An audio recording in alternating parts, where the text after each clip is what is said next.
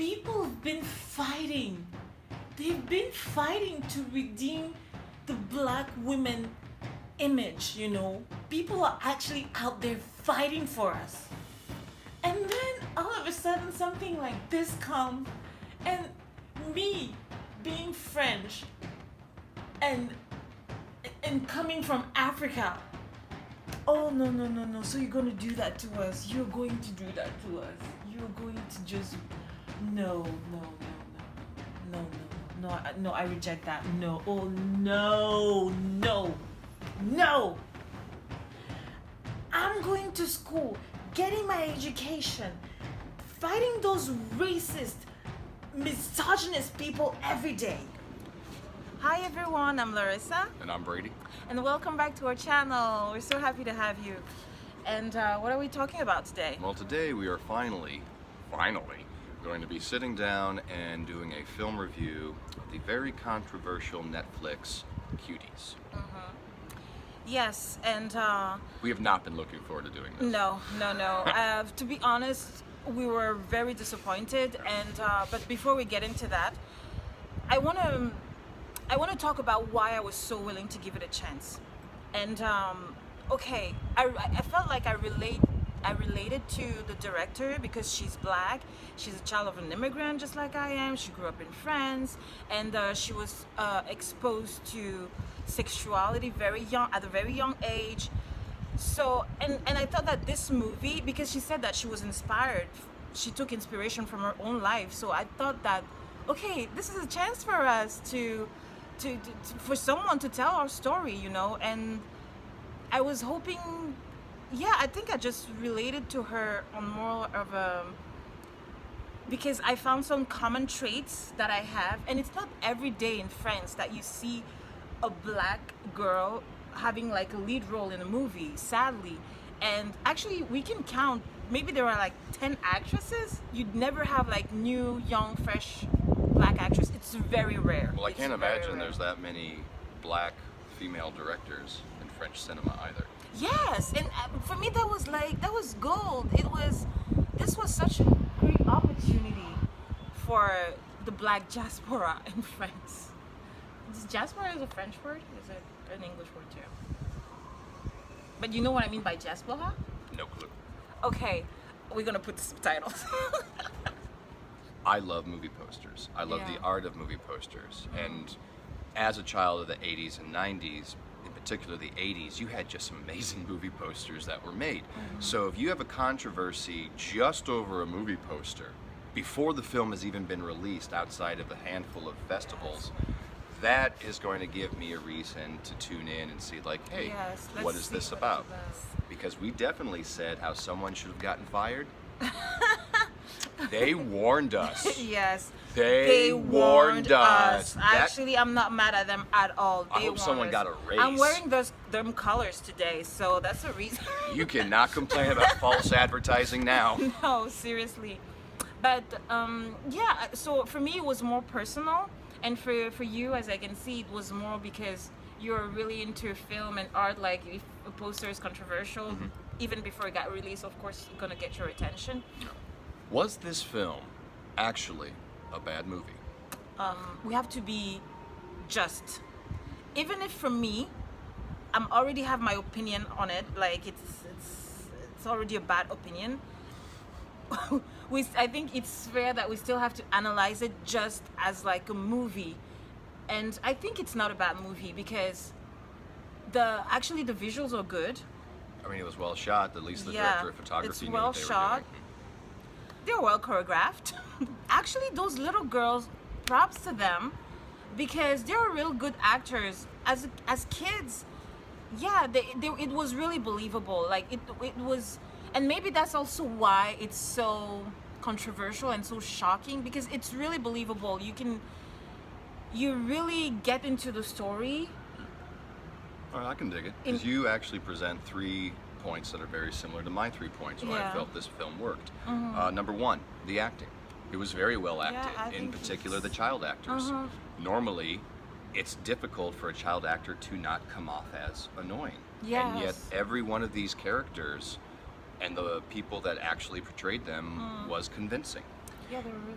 Second point, it was very well choreographed. Not just the little girls, not just the girls that were in the dance troupe, but also their competition, who they were going up against, those that were on social media, really believable. the fake music videos that they shot Yeah. that were the inspiration. Like everything about every dance move was very well thought of.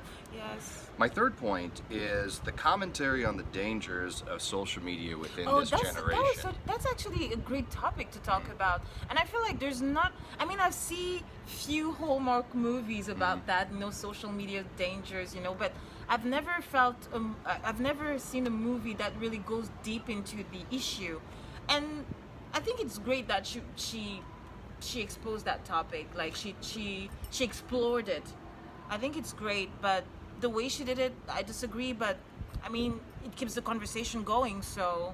As someone who hates social media with an absolute vengeance and who is also a teacher, like it really breaks my heart when I see such a dramatic decline in interpersonal communication amongst The people, families, individuals, Yes. because they can't get off their phone. And I'm not saying this to sound like a crotchety old man. I'm guilty of that. Okay, my phone is my extension. But It's they the did extension of my do a hand. lot to talk But- about the dangers of it, which I greatly appreciate. Yes. However, There's a way to do things. There I is can a pick way. I can pick apart all three of those Yes. strengths that I felt this film had going for it, and each one of those three I can say it was just as much one a thing. weakness. No. And actually, I understand why they received she received awards for the movie, because just from a technical point of view, like just movie making technical Yes. thing, she did a good job. Yeah, but that's I also my understand. three reasons why. There's three reasons she why I did a said good it was a good job. job. But there's Yes. also those same three reasons that I had an issue with it. One, well acted. Yes, it was. Yes. But they're children. They're Exactly. still 11-year-old girls playing 11-year-old That's girls absolutely being true. put in this uncompromising situation. Yes. Number two, the dance moves, the choreography. Somebody had the job of teaching them my how goodness. to twerk Yes. as an 11-year-old child. Now, Not here's my the thing. kid. Here's the thing about that greatly troubles me. They had to go through workshops. They had to go through dress Yes. rehearsals. This wasn't just something that they just shot on the fly and on a whim. Exactly. Everything about this was storyboarded, rehearsed, and taken cut after cut after cut, take after take Yes. after take, And repeatedly. I don't know if you mentioned that, but they actually had to cast 600 girls. Yes. So they probably had 600 girls doing that. Yes. And also, I'm thinking the parents that are taking their kids to these castings where the kids has to learn a choreography on how to twerk. Yeah. And then the other third thing that also bothered me about the social media aspect is like, yeah, they at least tried, but here's the thing. There were no lessons learned. Yes. It was a completely that's consequence-free that's environment. ridiculous, and that's my problem with this story. Because for me, it just looked like, because where I thought that her intention was to denounce hypersexualization, when you watch this movie, you feel like it's glorified. I mean, a story should have a lesson to it. And if you're going to talk about a sensitive topic, also bring out the solution. Propose something. Propose a resolution. But all it did was just showing shots of children butts twerking, and it didn't do anything. And at the end, just like casually, she goes and she double dutches after she just twerked in front of parents and other It was kids. supposed to be this very avant-garde, flight of fancy, coming to terms. Yes, like growing up type of thing, but no. But no, there's no lesson learned. There's no There's lesson no from her. consequence to She any of almost her killed actions. someone. She almost disrespected drowned her someone. mother. She took a picture of her to put on the internet, and nothing. She had no consequences for that. We also learned that evidently, though the age of consent might not be 11, the age of blackmail is 11. He's 11. Yeah, because she blackmailed one of like her cousin or something. Yeah, it's her cousin. Because she tried to seduce him Yeah, she tried as an to- 11-year-old oh my child. Goodness, Lord. That was too much. That was too much. I don't care. Even if it's her story that, okay, as an 11-year-old, this is kind of like what happened to me. That's your story. You're not supposed to put that out there Well, they for close- other, like, It's okay. And actually, I would have loved for her, because right now, she's she's a director. She received awards. Why not tell your story then?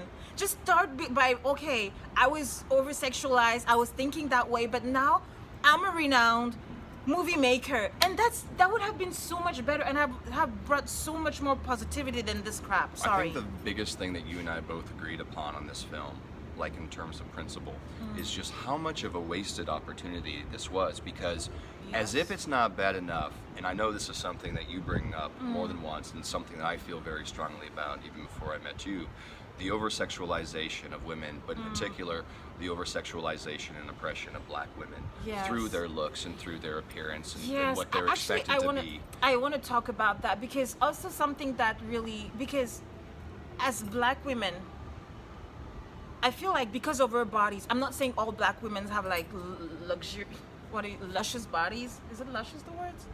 I'm not saying that we all do. I know that black women are easily associated with sex. And the thing that bothered me in that movie is that it's the black girl.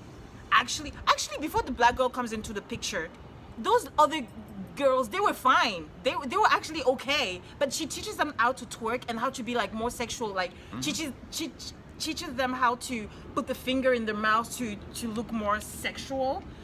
And I had a problem with that, because as a black girl, that every day I'm trying to get my education, I'm trying to show that there's other sides to me than just my body. Other sides to me than just my body.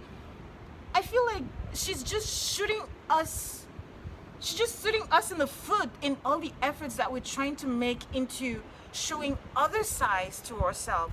We need more representation, and I feel more like role models. And we need more role models. This was supposed to come off as a cautionary tale.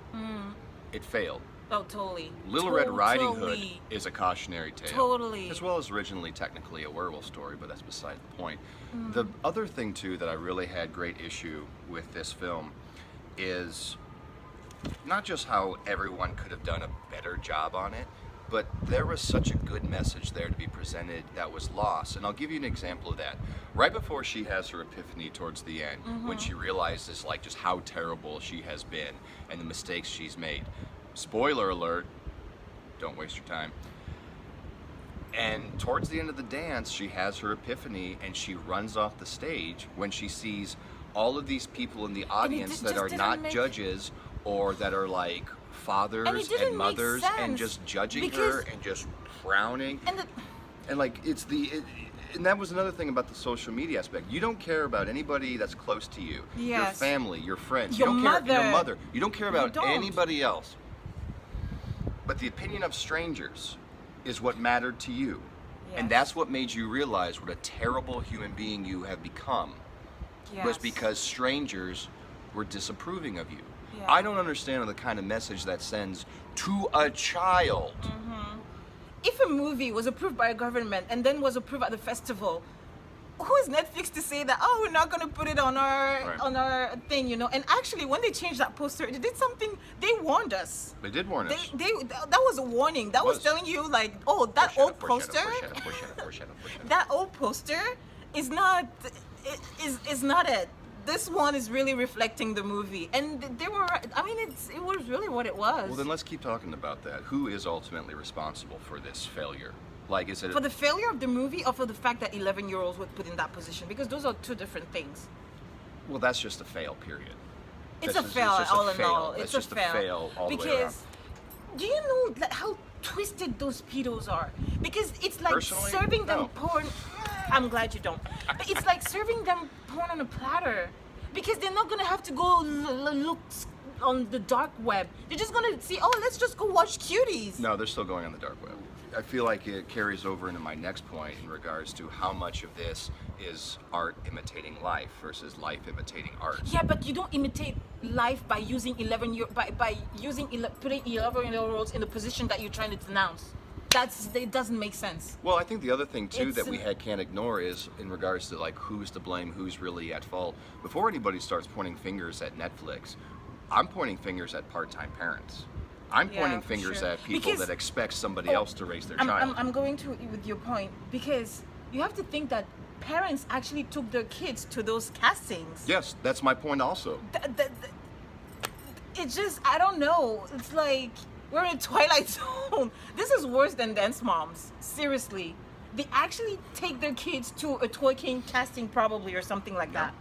It does. It's no. It's. I don't. I think the part-time parents, and then you've heard me complain about this a lot as a teacher, is I do have some resentment in regards to parents that expect us as teachers to raise their children for them, and I think also at the same time we as a society as a whole is to blame because too many people just want to do what is convenient for them for their own instant gratification that is in the now. So if we really want to be pointing fingers, we got to point fingers back at ourselves just as much as we have at that director, regardless of whether or not it was a missed opportunity. But you do, I do agree with you in how she's the first responsible. I'm sorry, like she has to. She completely missed the mark. She didn't. If she wanted to denounce it, it's a fail because when seriously, all I retain from this movie is that it's glorification or over sexualization. Seriously, because for me, I like movies because of storytelling. I like visual storytelling, and for me, a story has to have a lesson. I'm sorry, I'm that kid who, when I was born in Cameroon growing up, I was sitting on the lap of my cousin and she was telling me like legends and myth, and there was always like a lesson to get from it. And I feel like when I watch a movie, it's not just, don't just want to waste my time to watch something for something. I like to retain something from it. And if you're going to tackle such a sensitive topic, teach us something, please. That's we're here to learn. And I feel like she completely, I don't know what happened. Like, I'm so disappointed, and I know that I'm also so disappointed because of all the emotional. I went in there with all my emotions, with like all my I have so much in common with her, but still, it's yeah, Aesop's fables. This was not. It's distasteful. It's disgusting. It's. We had to pause this movie 3 times. He couldn't get through it. And At some point, after I the thought first time, I said, "I'll be right back," and I walked half a block down the street to buy a notebook, just so I could write down my notes of the problems that I had with this film. We wanted to give it a chance. I was rooting for that movie. I was thinking that it's not what everybody thinks it is. Actually, the internet was right. It was my bad. You know? But it was the reason why it failed. Regards to the age of the actresses rather, and what they're being expected to do. But also, it's like you said, what kind of message is being sent, what kind of lesson is being learned. That was another failure massively on the other part. Totally. And I also feel, like you were saying as well, that what kind of culture are we encouraging where parents not only feel it's acceptable to bring their child to a twerking competition, or what kind of culture are we trying to create for ourselves where it's either cancel this, cancel that, or give a pedo a quick, cheap thrill? So just everything about this movie, whether you can't even say that this film had good intentions because it was just a mess. It was just a hot mess. No, it was a mess. It was all over the place. I felt like it was a great Spartan birth control advertisement because it definitely makes, as a man, make you hesitant to want to have daughters. And I look forward to having a daughter with you. But here's the other big pull. I want to talk about just this one last thing. You heard me right. Anyway, I also want to talk about the other thing that this really bothered me. And this was actually why we had to pause it the second time, because it was my turn to go off. The hypocrisy that was presented in the juxtaposition of one, in this culture that she hails from, when a child has her first period, she is now regarded as a woman. And that was a huge central theme, including the symbolism of this blue dress that was expected to be worn by her, the lead actress in this film, and very cheesy and beating a dead horse symbolism behind it that I don't even want to get. The flying dress? The flying dress that's like pumps and then the breast. It fills out, or how you like the wind. Into witchcraft now? The gust of wind where the dress deflates and it inflates her dance costume. Or the time when the dress starts bleeding when she has her first period. Magically. So I mean, it was stupid symbolism. No, it was stupid. It was just very obvious symbolism, but it kind of insults the intelligence of the audience. That's exactly how I felt. I was like, but seriously? What bothered me though is you have that parallel being presented, in which in this culture, when a child has her first period, she is now a woman. The auntie figure made it very clear that when I had my first period, that's when my marriage was arranged as a child bride. So in the backdrop, you're talking about how there are still these cultures that still practice child weddings, yet for this family, the worst thing the child could have done, and this is a huge cultural riff and debate, and I can understand why it would be so sensitive. And that actually was a good topic to talk about. And that was because the it's number like, one missed opportunity for me. That's a missed opportunity because it's like, okay, this kind of showing the hypocrisy a little bit. Yes. So a child at 13, she's old enough to get married, but she's not old enough To dance? I mean, twerk. We have to say what it is. But so it's like, it would have been nice to show, like, actually to explore that more. Yeah. And it would have done more to the movie. That Actually, in of itself could have been the movie. We have a responsibility. Actually, it's for us to educate our kids. You cannot expect for a stranger to care about your kids. Here's the other thing too. So one, going back to the cultural, they actually do like some pseudo sort of exorcism for the young girl to try to literally drive out the devil that's inside of her, and she starts twerking. That's a mixed message. But here's my number one problem that I had with this movie. Where the did she get a cell phone charger? Where You know, it was nonstop. She had this phone for what, weeks, and she never gets a charger. It's Baby, like who a cares magic battery. A Baby. magic battery Baby, that she that- can go and tweet and post and IG, whatever, including posting pictures that for anybody else, if they got caught on their phone, they'd be arrested for child pornography. This guy, but he no, wouldn't this drop it. magical phone doesn't have to require a charge. Not gonna let it go. I give up. Baby, who cares about the phone charger? Like, seriously, it's irrelevant to the movie. It was as bullshit as the coming of age story. Okay, let's just leave it at that. It was bullshit. Wish I had a phone that never had to bother charging. I don't know never why get- you get so mad about that.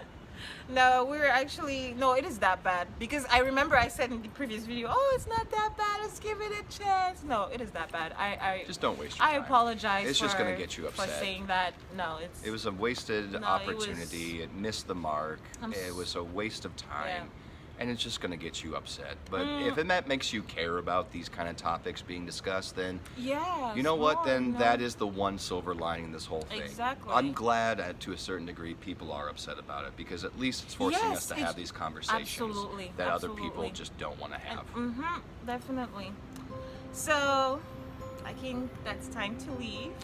Thank you guys so much for joining us. Make sure to like and / or subscribe. And we look forward to hearing more from you in the comment sections below. And I, as well as you, look forward to sharing our adventures with you further on down the road. Yes, stay tuned, guys, because next week we have a surprise. Should I say what we're gonna do? Well, I mean, that would really be a surprise, because then you got me too. Okay. Well, stay tuned for next week's video. It's gonna be awesome.